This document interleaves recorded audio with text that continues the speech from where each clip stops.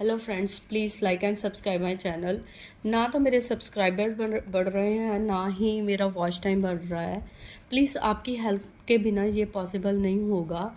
आप अगर subscriber as a subscriber मेरे चैनल को सब्सक्राइब करते हो, एक तरह का ये मेरे लिए मोटिवेशन होगा कि मैं और अच्छी स्टडी वीडियोस लेके आऊँ, स्टडी मटेरियल आपको प्रोवाइड करूँ इजी वे में। So please like and subscribe my channel, please press bell icon. I am very thankful to you. Watch time भी बढ़ाइए, ठीक है। सो आज जो हम टॉपिक डिस्कस करने जा रहे हैं वो है फिजिबिलिटी एनालिसिस का, जो कि सिस्टम एनालिसिस एंड डिज़ाइन का एक पार्ट है। सो कोई भी प्रोजेक्ट कब फिजिबल होगा, जब हम उसमें ये स्टेप्स फॉलो कर लेंगे। इसमें हम 7-8 स्टेप फॉलो करेंगे, 7 स्टेप्स हैं फॉलो करेंगे, तभी हम कह सकते हैं हमारा जो प्रोजेक्ट है हमें फिजिबल है। सो सबसे पहला पॉइंट होता है select project team and project leader. So कोई भी प्रोजेक्ट स्टार्ट करने से पहले, अगर तो मेरा प्रोजेक्ट छोटा है, उसमें तो मेरे पास 2 बंदों के साथ भी काम चल जाएगा। अगर एनालिस्ट होगा और उसकी असिस्टेंट होगी तो मेरा काम चल जाएगा। मेरे को कोई प्रोजेक्ट टीम बनाने की ज़रूरत नहीं है। अगर तो मेरा प्रोजेक्ट काफ़ी सालों तक चलने वाला है, लेंथी प्रोजेक्ट है, उस केस में हमें प्रोजेक्ट टीम बनानी पड़ेगी। वो प्रोजेक्ट टीम प्रोजेक्ट के स्टार्टिंग से लेके एंड तक काम करेगी। उन उन प्रोजेक्ट टीम में जो बंदे रखने हैं वो स्किल्ड होने चाहिए, नॉलेजेबल होने चाहिए, एक्सपीरियंस्ड होने चाहिए, क्योंकि उनका मेन काम क्या है, डेटा को कलेक्ट करना। ठीक है, कलेक्ट करने के बाद जो इनिशियल रिक्वायरमेंट है, डेटा कलेक्ट करना, फिर सिस्टम को डिज़ाइन करने में, इम्प्लीमेंट करने में, उस जो प्रोजेक्ट हमारा बन गया है उसमें यूज़र को ट्रेनिंग देने में भी जो हमारी प्रोजेक्ट टीम है हमें हेल्प करेगी। सो सबसे पहला काम ये है कि टाइप ऑफ प्रोजेक्ट क्या है, उसके बेस पे हमें, अगर तो प्रोजेक्ट छोटा है तो टीम की रिक्वायरमेंट नहीं है, अगर टीम बड़ी है तो हमें क्या बनानी पड़ेगी, प्रोजेक्ट टीम, जो कि हमारा शुरू से लेके एंड तक हमारे काम को देखेगा।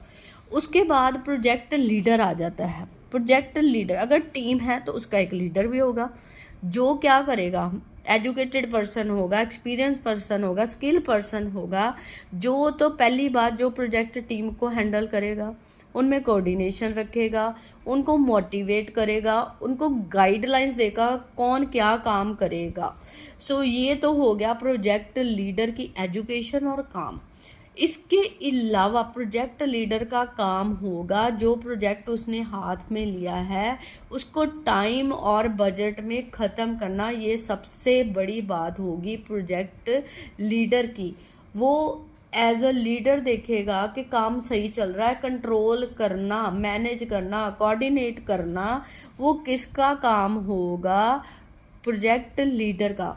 सो कोई भी पॉलिटिक पॉइंट इन्वॉल्व ना हो, team as a team work काम करे, ठीक है। सो वो किसका काम होगा, प्रोजेक्ट लीडर का। सो इसलिए हमें किसी भी प्रोजेक्ट के लिए क्या चाहिए होगा, प्रोजेक्ट लीडर। प्रोजेक्ट टीम भी बन गई, प्रोजेक्ट लीडर भी बन गया। उसके बाद आ जाएंगे फ्लो चार्ट प्रिपरेशन। जो हमारी टीम होगी वो क्या प्रिपेयर करेगा, flow chart, DFDs, system flow chart, कि हमारा डेटा कहाँ से आएगा, कहाँ जाएगा, क्या इनपुट होगी, क्या उसमें प्रोसेसिंग होगी, क्या उसकी आउटपुट होगी, ये सारा काम क्या होगा, फ्लो चार्ट। फ्लो चार्ट हमें बताते हैं कि हमारे सिस्टम में कैसे काम चलेगा। पहले नंबर पे कौन सा फॉर्म आएगा, दूसरे नंबर पे कौन सा फॉर्म आएगा, तीसरे पे किसका फॉर्म आएगा, किसका डेटा कहाँ जाएगा, कहाँ पे हमें मेथड लगाना है, कहाँ पे फॉर्मूला लगाना है, ठीक है, क्या किस किस तरह की इनपुट देनी है, वो सारा कुछ हम किस में प्रिपेयर करेंगे, फ्लो चार्ट में। सबसे पहले फ्लो चार्ट एक डायग्रामेटिक ग्राफिकल रिप्रेजेंटेशन हो जाती है आपकी सिस्टम की, ठीक है। सो ये हमारा हो गया, नेक्स्ट स्टेप हो गया फ्लो चार्ट प्रिपेयर करो। उसके बाद फ्लो चार्ट प्रिपेयर होने के बाद आप देखोगे हमारे पास ना कोई भी काम करने के डिफरेंट तरीके होते हैं। कोई भी हमारे को अपना जो मोटिव अचीव करना है ना, जैसे जो भी हमने सिस्टम बनाना है वो सिस्टम 2-3 तरह के हो सकते हैं। सो उस सिस्टम में से बेस्ट सिलेक्ट करने के लिए हमें 2-3 सिस्टम पे काम करना पड़ेगा। उसके बेस पे ही हम क्या कर सकते हैं, अपना बेस्ट सिस्टम क्या कर सकते हैं, सिलेक्ट कर सकते हैं। सो नेक्स्ट जो काम होगा कि हमें क्या करना है, वो सिस्टम सिलेक्ट करना है जो हमारी रिक्वायरमेंट को क्या करे, फुलफिल करे। मैंने अभी बताया कि किसी भी प्रॉब्लम को सॉल्व करने के 2-3 तरीके होंगे।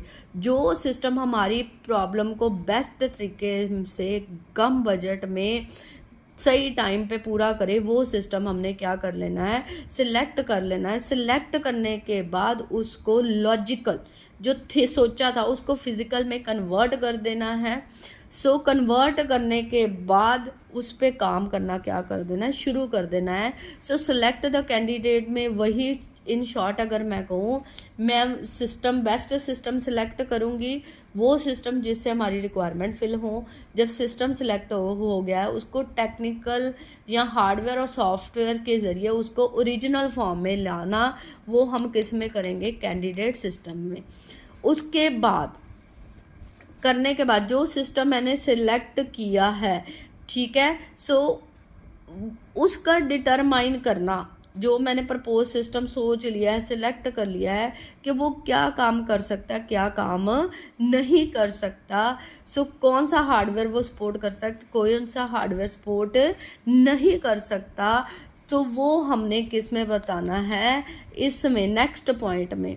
टीम बनाई, फ्लो चार्ट बनाए, सिस्टम सेलेक्ट की। अब सिस्टम के ड्रॉ एडवांटेजेस और डिसएडवांटेजेस को हमने लिख देना है, आइडेंटिफाई कर लेना है, क्या चीज़ इस पे हो सकती है, क्या चीज़ उस पे नहीं हो सकती। अगर तो वो सिस्टम जो हमने सिलेक्ट किया है वो हमारी रिक्वायरमेंट हमें अचीव करने में हेल्प करेगा, वो हमें सिलेक्ट कर लेना है। अगर वो सिस्टम हार्डवेयर सॉफ्टवेयर कंपैटिबल नहीं है, हमें हमारी रिक्वायरमेंट अचीव करने पे हेल्प नहीं कर रहा, तो हमें उसको निगलेक्ट करके दूसरे सिस्टम पे क्या कर जाना है, शिफ्ट कर जाना है।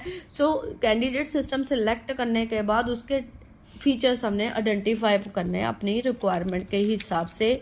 अगर तो वो फिल करता है तो उसको सिलेक्ट कर लेना, अगर नहीं करता तो उसको रिजेक्ट कर देना है। नेक्स्ट स्टेप होगा हमारा determined cost effectiveness of each system.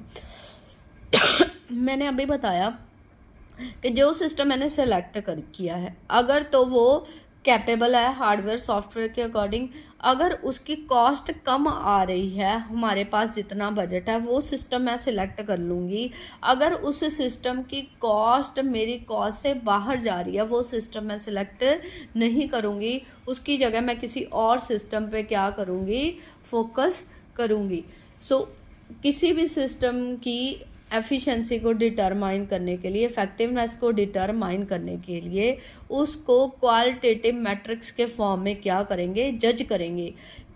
मतलब कैसे उसको जज करेंगे कि इफेक्टिवनेस किससे सिस्टम की जज होगी, उसका रिस्पांस टाइम क्या है, कितनी वो रिक्वेस्ट को हैंडल कर सकते, कुछ मैट्रिसेस रख लो, उसके हिसाब से उस सिस्टम की क्या जज करो। इफेक्टिवनेस तभी जज की, इफेक्टिवनेस का मतलब होता है कि वो सिस्टम सही काम कर रहा है या नहीं कर रहा, वो पीक लोड मतलब ज़्यादा रिक्वेस्ट ले सकता है, अच्छा उसका रिस्पांस टाइम है, डिले तो नहीं है।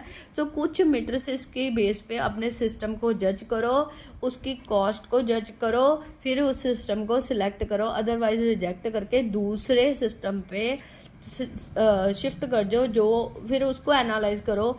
सो जो सिस्टम आपको बेस्ट लगेगा क्वांटिटेटिव कॉस्ट के प्रति, उसको आप क्या कर लो, सिलेक्ट कर लो। इसके बाद prepare weightage chart for performance and cost. ठीक है, जैसे मैंने पहला सिस्टम सेलेक्ट किया, उसको क्वांटिटेटिव के टर्म में मेजर कर लिया, मैंने सोचा कि ये ओके है, कोई दूसरा मैं चेक कर लेती, उसको भी चेक किया, वो भी मेरे को लगा ओके है, तीसरा चेक किया, उसको लगा कि ये बेटर है पुराने दोनों से। सो अब मैंने उनको रैंकिंग दे दी, 3 सिस्टम मैंने सेलेक्ट, IBM का सिलेक्ट किया, डेल का किया मैंने, ठीक है, ऐसे 2-3 कंपनियों मैंने सिस्टम सेलेक्ट किए, पर मेरे को लगा डेल का ज़्यादा बेटर लग रहा है मेरे को IBM के, मतलब IBM से ज़्यादा। तो अब कैसे उस कौन सा दोनों में से, IBM में से और डेल में से मैं कौन सा सिलेक्ट करूं। सो उसके लिए हम क्या कर देंगे, वेटेज चार्ट प्रिपेयर कर लेंगे, चार्ट बना लेंगे जिसको नंबरिंग दे देंगे हर एक मैट्रिक्स को। ठीक है, जैसे थ्रूपुट को मैंने IBM के 5 नंबर दिए, डेल के मैंने 2 नंबर दिए, उसकी टर्न अराउंड टाइम को 5 नंबर दिए, इसकी टर्न अराउंड को 1 नंबर दिया, उसका डिले को मैंने 5 नंबर दिए, उसके डिले को मैंने 1 नंबर दिया, उसके हार्डवेयर सपोर्ट को मैंने 10 नंबर दिए, इसके हार्डवेयर सॉफ्टवेयर सपोर्ट को मैंने 5 नंबर दिए। टोटल कर लेना है। टोटल करने के बाद जिसकी परफॉर्मेंस सबसे बेस्ट है लेस कॉस्ट में, उसको मैंने क्या कर लेना है, सिलेक्ट कर लेना है। तो नेक्स्ट स्टेप में मैंने प्रिपेयर किया वेटेज चार्ट, जो मैंने पैरामीटर्स को नंबर दिए उनको सिलेक्ट करने के बाद उनका क्या कर दिया टोटल, और जिसका टोटल कम है, जिसकी कॉस्ट कम है, उसको मैंने क्या कर लेना है, सिलेक्ट कर लेना है। सो लास्ट पॉइंट क्या कहता है, इन पॉइंट्स होने के बाद जो भी हमारा सिस्टम सिलेक्ट होगा वो क्या होगा, बेस्ट सिलेक्ट होगा। उस सिस्टम को हम कह सकते हैं फिजिबल सिस्टम है, जो हमारे कम कॉस्ट में लेस समय में हमें बेस्ट परफॉर्मेंस दे रहा है, वो सिस्टम हम सिलेक्ट कर लेंगे। So I hope you like the video. Please like and subscribe my channel easy learning.